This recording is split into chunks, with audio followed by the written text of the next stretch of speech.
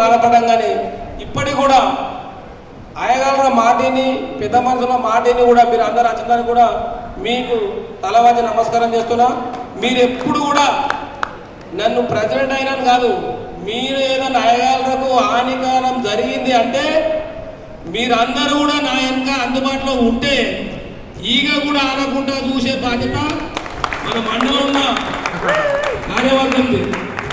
దానికి మళ్ళీ ఏంటంటే ప్రతి ఒక్క ఆదివారం నాడు ఒక విలేజ్ పోయి మనం ఉన్నోళ్ళము విలేజ్లో కమిటీ ఏర్పాటు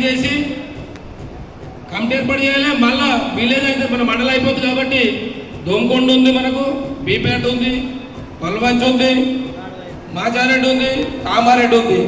ఈ మండలాలు కూడా మనమంతా తిరిగి పనిచేయాలని మీకు నేను కోరుతున్నా.